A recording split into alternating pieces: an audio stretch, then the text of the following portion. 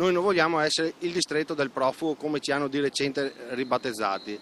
La voce del territorio è di estremo disagio, siamo impauriti, non sappiamo esattamente cosa sta succedendo e non abbiamo neanche chiari i numeri all'interno delle due basi. Abbiamo chiesto alla Regione un impegno in termini di ordine pubblico e di sanità. Questo è l'appello fatto oggi dai sindaci di Agna e Bagnoli che insieme al collega veneziano, primo cittadino di Cona, hanno incontrato a Venezia il governatore Luca Zaia. Nell'area dei tre comuni c'è la più alta concentrazione di migranti di tutta la regione. I sindaci hanno chiesto tutele per quanto riguarda l'aspetto sanitario e la sicurezza con telecamere e maggiori controlli. Bisogno di risposte tangibili. Abbiamo chiesto contributo straordinario per vigilare, monitorare il territorio con un impianto di videosorveglianza.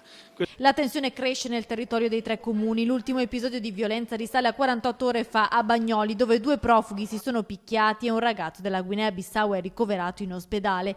All'interno dell'ex base militare gli ospiti sono a quota 523 e dentro questa sera sono previsti altri nuovi 80 profughi in arrivo da Padova. C'è anche il problema della mancanza di strutture per ospitare le donne, molte delle quali, circa una trentina, sono tuttora alla Prandina. L'unica è l'accoglienza diffusa, quindi ancora una volta un appello: l'accoglienza diffusa evita Bagnoli e evita Cona nell'immediato. Il governatore del Veneto Luca Zaia ha ascoltato le richieste dei sindaci e ha promesso che si farà portavoce mercoledì quando a Roma incontrerà il ministro dell'Interno Alfano.